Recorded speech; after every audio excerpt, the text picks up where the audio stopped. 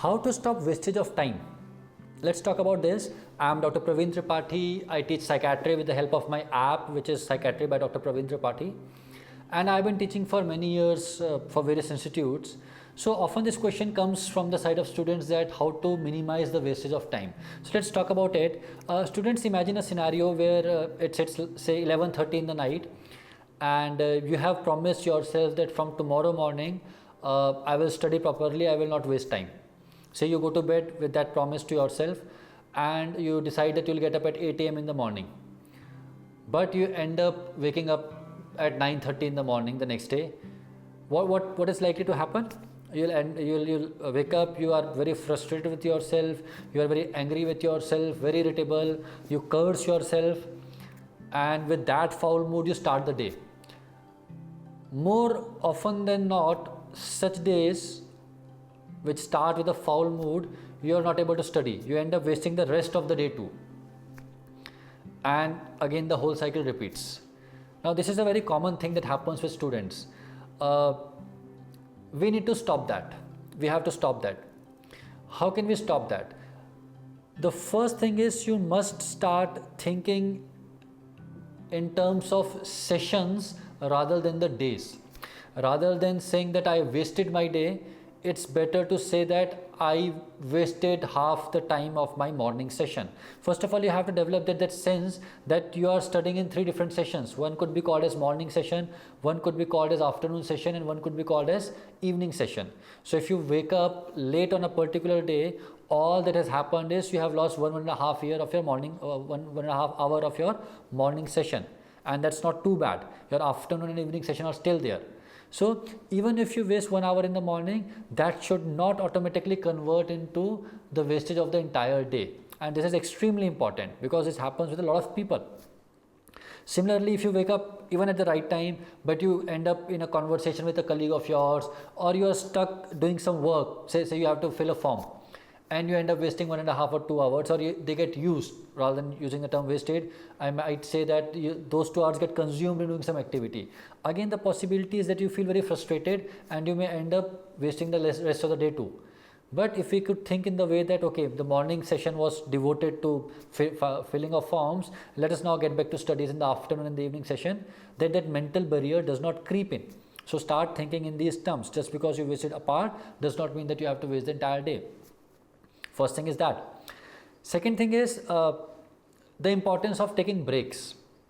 Now see, there are students who are gifted and they can study on a stretch for 2.5 hours and 3 hours and they don't even feel tired.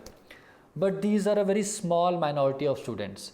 For most of the regular students, they do get tired if they stretch their study hours for too long a time.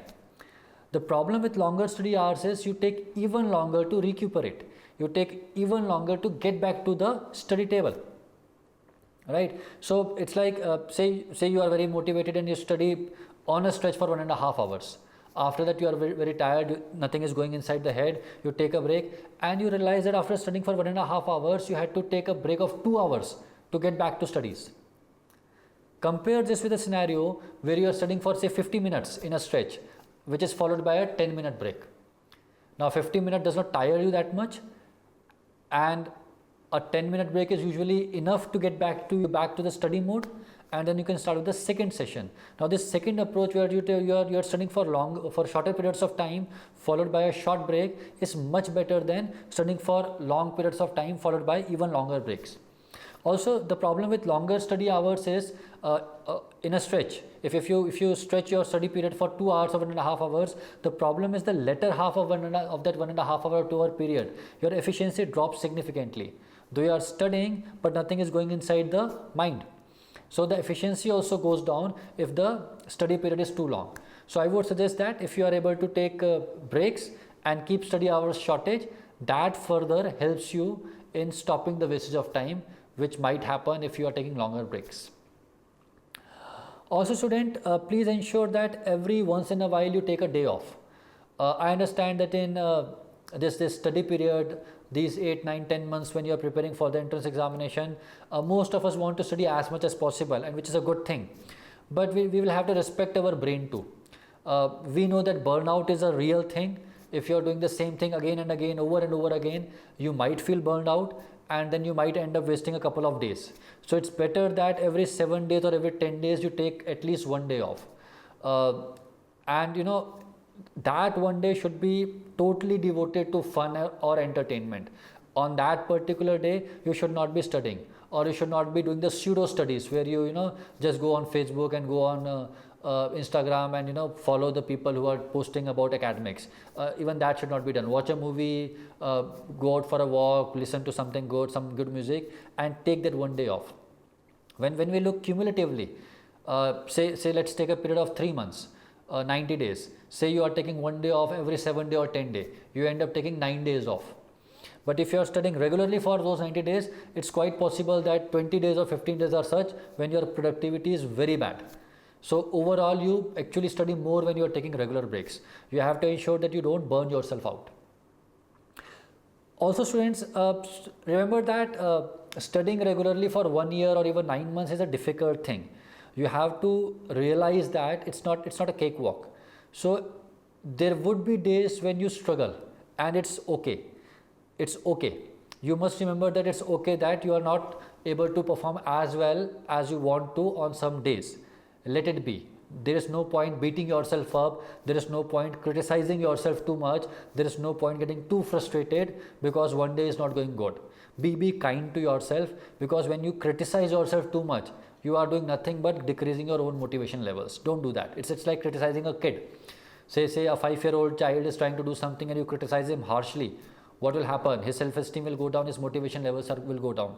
You may not be 5 years old, but even a 25-year-old or 28-year-old or 23-year-old boy or girl also tend to react similarly to criticism as a 5-year-old child does. Don't do that. Also, there are times when you just don't feel like studying, or you are stuck on a particular chapter, stuck on a particular subject. Say you are studying a particular subject, and in the latter half, say 10% of it is left, but you just can't gather yourself up, you just can't complete it. This happens quite often, and it is okay. Rather than sitting on that subject and wasting the time, you can always jump the subject, jump to some other subject. If you get stuck somewhere, you can always start something new. You know, starting something new kind of comes with its own freshness and the desire to study. You can do this thing with the methods also. Say you are reading a book and you are getting bored, maybe you start reading a subject from an app. Or vice versa. Say you are too tired seeing video lectures, you might actually go to a book. And you know, in such cases, short subjects come handy, because they are short subjects. You are able to finish them in 3-4 days, and that gives you that feeling of at least completing one subject. See, preparation is all about getting into that rhythm.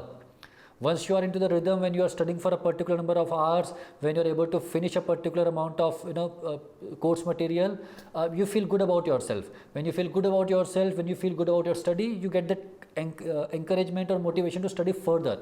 It is all about getting into that rhythm, and often changing the subject or changing the method of preparation helps you to get back into that rhythm.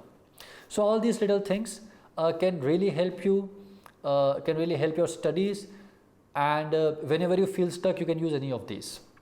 So I hope that you study really well, you get a branch of your choice, a college of your choice, and my best wishes are always with you. Good luck. God bless.